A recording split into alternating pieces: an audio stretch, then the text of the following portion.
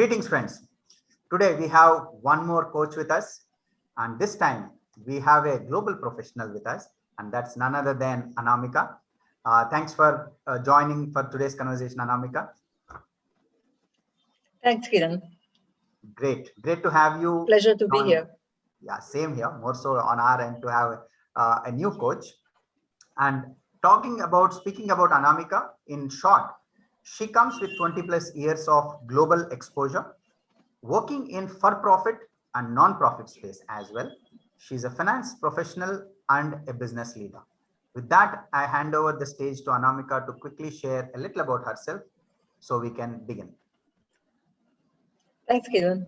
So you basically summarized my experience very well, Kiran. Just to elaborate a bit on that, you mentioned about my global space. I just wanted to underline that a little bit. So I have for 25 years, all my 22 years of experience is outside India. And I have lived, traveled, and worked abroad, including Africa, Asia, and I've managed 25 country programs across the globe. So it's just in addition to what you said. And now that I have moved on from my corporate career, I want to share my experience with people at large or organizations at large to support them grow further. As we speak currently, I'm a ICF PCC certified, as well as a senior practitioner from EMCC. Great. That's great to hear. I think first thing, we are lucky to have you join us with such a global exposure. I should say, indeed, it is a global exposure with so many countries covered. So with that, let's jump in and cover the questions for the day for our audience. The very first one, what is coaching to you? To me, coaching is a deep conversation between two people, created within the space of trust, confidence, and presence. And when that trust and confidence is created, and the space is created between those two individuals, that's where we see miracles. So I'm trying to say in a way that coaching works as a miracle, but coaching is merely a conversation which is done at the core or the deepest level, and it brings in astounding results in every aspect of life. And I have witnessed that myself as a coachee. Great. So I can hear that as a coach. So it's something that you experienced it, so you can vouch for it. Same is my case. Yeah. I think often you mentioned during yours what you shared. One, the conversation is at a deepest level, though it can sound like just a conversation, but at a deepest level, it indeed creates miracles for an outsider. But for the person who is in the conversation, I think they sense and experience the gradual progression in that direction. They may not see it as a miracle as an outsider, but I'm sure they are proud about that conversation. And you shared three vital things for this conversation: trust, confidence, and presence. I think can't vouch for more on the importance of these three. Because often the coach and coachee do not know each other before they met for the conversation. But when trust, confidence, and presence comes through, I think some conversations in the very first or by the second, what happens or what follows is nothing less than astounding. So that's a great space to be in, and that's a great way to begin today's conversation. So let's jump to the next question for you. The second one, who benefits from having a coach? It's very clear when there is an engagement, and the general perception would be that coachee benefits. Coachee benefits because they're able to clear their, stumbling blocks, that they're able to maximize their potentials, and so on. It's very obvious that coachee benefits. But to me, what goes as a coach, what I have experienced is that a coach benefits. Coach benefits a lot because coaching is really resourceful. As a coach, I learn in each coaching conversation that I have. I grow. It makes me a better human being. And, being a better human being makes me grow as a coach, because coaching is nothing less than a a spiritual encounter in some ways to me. Yeah. I think well captured when you ended with the word spiritual encounter. And it is so, I think often some coaching conversation, in fact, leaves the coach in that, I think, cloud 9 or cloud 11, they say. They feel they are, Absolutely. that sense of joy comes through, though they say, as a coach, you don't take away any, what you can say, that belief that the coaching conversation was great or not. It's up to the coachee to decide Yeah. that. But nevertheless, there are few coaching which personally I myself witnessed, where you feel that elatedness at the end of the coaching conversation, just because you hold that space so well for the coachee. And you also mentioned that, Absolutely. It's, yeah, yeah. Sorry. No, I was just going to add that it's a very rewarding space to be in. Um, whether the and as a coach, I'm no one to judge whether the session went well or not went well, but I just feel rewarded when the coachee had a deep insight or some thoughtful thinking, and they could get to some place where they wanted to get to. So just wanted to add that. yeah, all said that the coach is the first person to witness that, and it's a very Absolutely. nice space to be, to see that happening, which didn't look like it might happen, because you Yeah. just let the coachee decide the flow of the conversation. And you also mentioned something, Absolutely. this is a very interesting perspective. Unlike the previous conversation, the beneficiary here is also the coach. Yeah. So I think every next conversation, the next coachee, in fact, I think it benefits a better from a better version of the coach, because the coach is getting better from every conversation that she or he is in. Totally. Absolutely. I mean, I Last, have personally experienced that again as a coach. and last but not the least, what you mentioned stood out in the very beginning was about how resourceful the coachee is, and it is so true. When we keep aside that thought or assumption or belief that there could be a limit to what the coachee can achieve, I think there's so much one gets to witness the coachee achieving, which was probably not even thought of in the beginning of that engagement, or that as the start of the conversation. Great. Absolutely. So with that, let's move to the third one. There are many myths around everything in the world. Same is the case with coaching. What is that one myth about coaching that you would like to burst today? Um, I'm sure this has been told by many or different coaches in different platforms, but I would still like to say that coaching, there is a myth around coaching that it is punitive and should be extended as a measure of correction, particularly in the organization or in the corporate world. It's and I have personally experienced when I was working that when coaching is offered, some of my colleagues thought that they are being punished, because coaching is being offered to them. But I just want to break that myth now, saying that the reality is that coaching is a must for each of us in every stage of our life to achieve the best results that we can get. Many times now, when I reflect back and see some of the time in my life or in my career where probably I would have leapfrogged if I had a coach with me. But it took me a lot of time to get there, or maybe I didn't even get there. So I just want to say that coaching is not one of the action to to make corrections. It is like uh, a very normal must do thing, which needs to be taken that way. It is just to enhance your performance, yourself as a human being, make you uh, give you a different perspective, and so on. So true. I would share an example of this for those who still have that apprehension.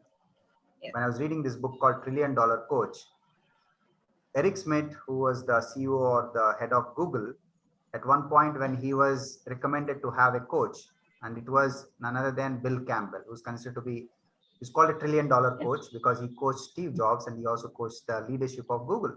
So I think it's a Yeah. very rare honor, which most of them do not know. And this gentleman, after 1 year, Eric Schmidt told the same person, said, "How I wish I had this coach 10 years ago." Absolutely. I think that pretty much summarizes how beneficial it is for one to have a coach. And I think it's truly stated one of the best investment you can make in yourself is to go get a coach. And just add one more thing, which as you said about everyone's best version is yet to come.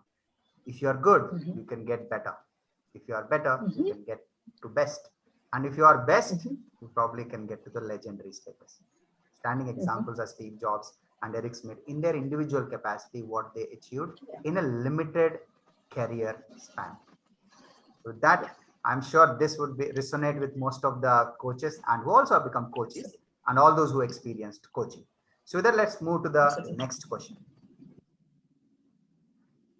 One coaching memory of yours that you can share with the audience while taking care of the confidentiality part. Sure. So I would think of one, and I'm trying to summarize it in my head as you were asking this question. So I had a coachee who joined an organization. It was an international organization, and in a good director's role. So she joined there, and within 2 or 3 months of her tenure there, she wanted to resign, and that's when she came in contact with me. And it's been a long-term relationship now, but at that time, and I'm talking about 10 years ago when I was not even a formal coach, but that memory really etched in my mind, and I can't forget that. So I coached her, but also mentored her at that time. It went on for a few years. I think a lot of it was to do with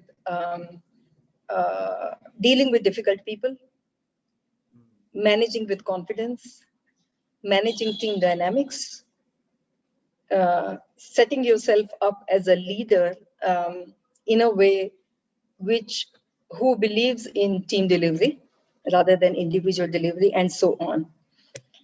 And so it went on for 6 months or so in the beginning, and she did not resign. She carried on, but she continued to be associated with me for a very long time, number of years, and today she is a vice president, in the same organization that I'm talking about. So I'm not saying that it was all 100% to the coaching and mentoring that I did.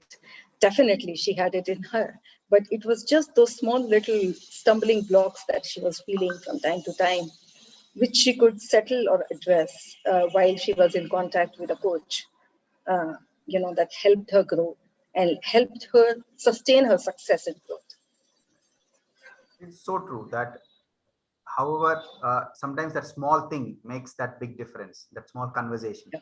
I think talking of coaching, when one gets a space where they know they will not be judged, where they know that they can share anything and everything, and that will be confidential, and they feel completely safe and secure, which I think is, if anyone reflects around themselves, it's very rare to get that space with another person. And it definitely happens in a coaching conversation. Then I think often they say people in the higher designations often feel alone because they can't go and share their concerns with anyone. And in a coaching space, they get this benefit to speak out their heart, put facts as facts, and they get a chance to explore how they can handle it, what they can do about it. And I think this seems to have happened well in this case. And as you share, the first instance, the person chose not to resign.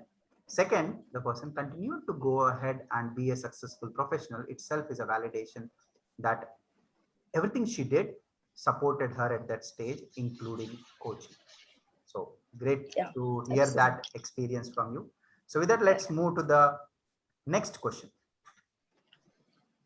Why is coaching often treated as a best practice and intervention? We've been talking about coaching for last 10 minutes or so now. And I think one thing which has come out as I'm speaking also is it comes out very clearly for me is that coaching unblocks your blocks. So coaching unblocks your blocks that we all as human beings, we experience from time to time in our life, in our career, in every walk of life. So coaching does that. Second, I think we talked about a little bit about trust and confidence and presence. So this and being non-judgmental. So that these four very basic to coaching is what makes coaching very special. It makes it, that space is only created for a client. The space is entirely going as per client's flow and agenda. And coach is floating with the client, is just, completely mindless in that session with the client. So that empowers the client. That gets them to reflect upon, that gets them to unblock their blocks that they've been feeling, right? So that's one thing why coaching is so different and special. And the second, I would say, is because solutions or the actions, they come from the coachee and they're not told to take such actions. So the accountability lies with the coachee. So coachee will agree to take those action steps based on, out of their own willingness, out of their own insights, or out of their own awareness. So those action steps and those solutions are sustainable in my view. I mean, I would only, if I have to reduce weight, then I have to take action for that. As a coach, no one can help me. So I think that's what makes coaching very different from any other intervention, if we're talking about intervention. But to me, it is a practice. I call it as a practice more than intervention, because I feel that practice is something which is practiced on a more regular basis. So, so to me, it is more like a practice rather than an intervention that, we intervene from time to time wherever needed. And I think those who benefited from practice will definitely share how important practice was and how beneficial it was when it was done over months and years. A simple way of looking, though it's a different space, is about fitness. One who does it for years together, I think the results are right in front of their relatives and friends to see what they were at the beginning to what they are now. The same is a case with coaching, though it's mostly felt from within by the person, may not have a visible outer part. And one thing you shared stood out was how unblocking the blocks helps a person. I was about to use the word profession, but I use a person, because there is a person, professional self and a personal self. And unblocking the blocks supports one's immensely when they achieve it. And coaching space creates that opportunity for them to travel that distance for themselves.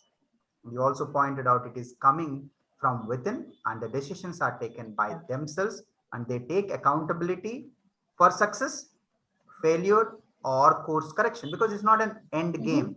Coaching is an ongoing activity that as you keep doing it, you keep getting better at it. And there is no reason, because you're not, as they say, you're not working with the problem. You're actually working with the person. So the person become more resourceful that they can solve their problems by themselves than they could have done before the coaching engagement began. Absolutely. So that's, I'll just add one thing, that coaching is working with the being of a person. Yeah. So true. Fabulous. So with that, let's move to the next question. Sure. There is a thought process that coaching is only meant for very senior and select few, also because coaching comes at a price. What's your outlook about it?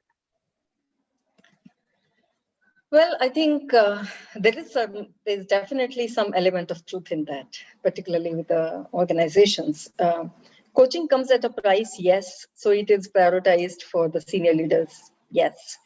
But coaching comes at a price, and I'm not here to justify why coaching comes at a price. I'm here to just say that coaching comes at a price because it is in congruence with the value it provides to the coachee. While I agree, I mean, my personal opinion is we should democratize coaching completely. While I completely agree that senior leaders and decision makers need coaching, or from time to time, so that they can take better decisions for the organization. And the decision taken by a senior leader or the leader impacts an organization directly.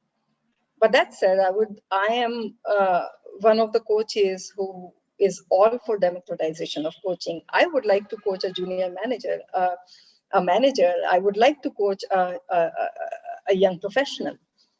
And I think if coaching is done, I feel, at a younger age on a regular basis, then it can bring stellar results at every level of the organization. So true.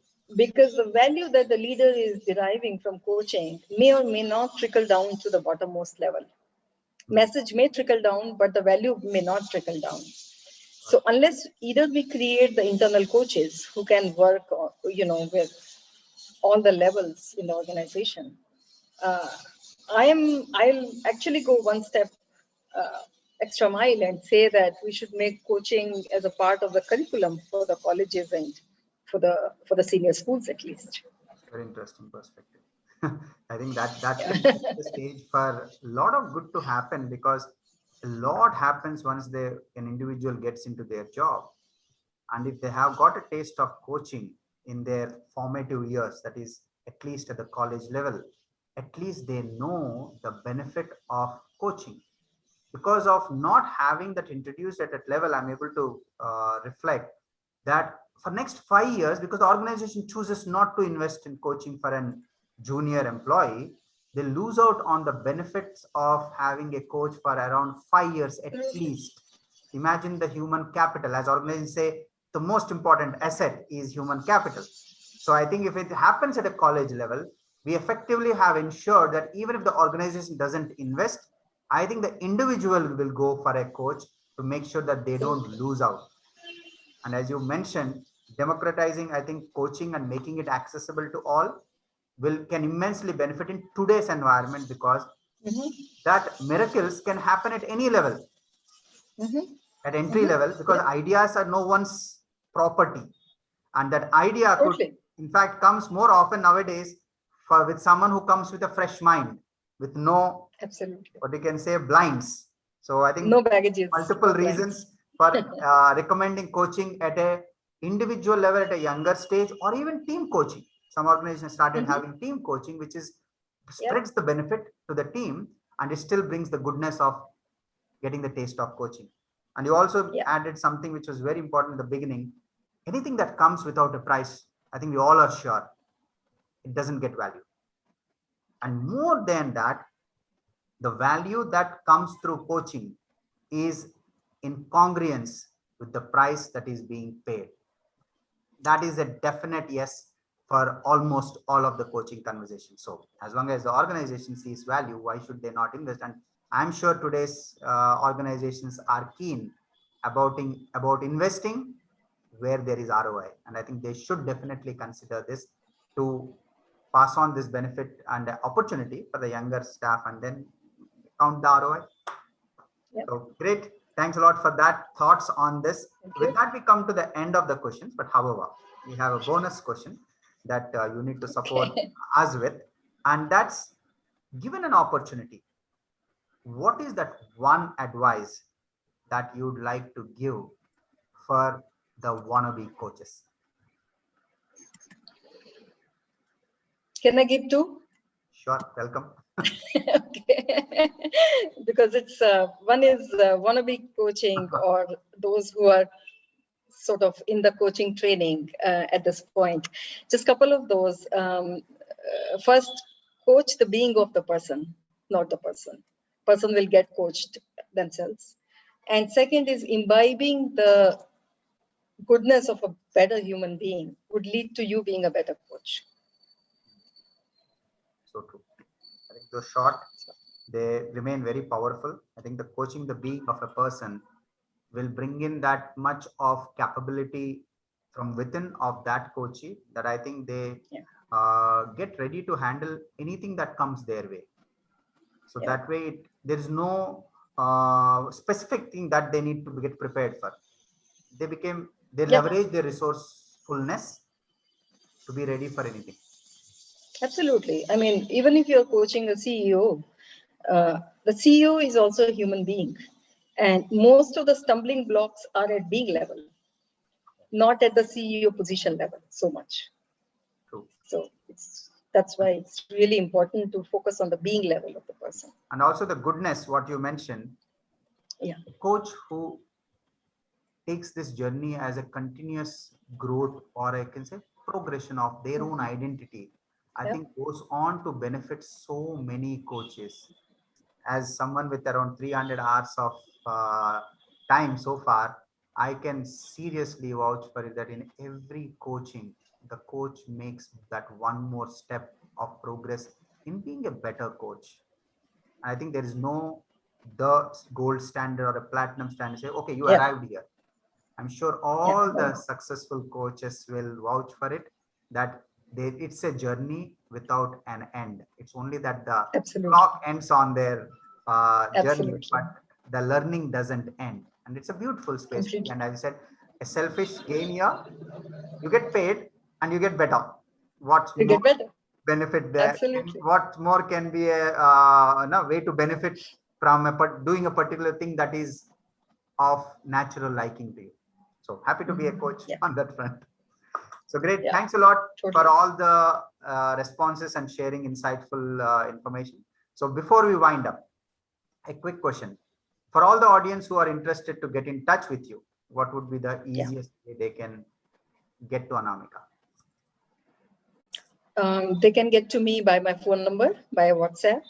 Do you want me to type it here? No, I would, if you can share it, I'll go ahead and feature it in the description section, as well as Okay, I'll go ahead and share your LinkedIn path so that anyone who's interested can easily get in touch with you. Sure. So my email ID is anamikansal@gmail.com. My phone number is 93+919315403007. And That's you can becoming search me on LinkedIn. accessible at the best. Absolutely. Fabulous. And I'll include this information, so for convenience Yes. of the audience, in the description section as well. Sure. To the audience, we hope that this conversation has supported you in some way. And if you have any queries or questions on this conversation, please drop in a line in the comment section. Myself or Anamika will definitely get back to you with a response, and that's a promise. And feel free to share the link with all those friends, coaches, coaches, or anyone else who can benefit from this conversation. And if you have liked it, please go ahead and hit the like button. So that's one way for us to know that you have liked this conversation. And hit the subscribe button so that you get to hear with a notification every time the next video gets uploaded. So with that, with the curtains down for today's conversation, until we meet again, please be safe and take care of yourself. God bless all. And thanks a lot to Anamika for joining in today. Thanks, Kiran, for inviting me to the space. Thank you. Great.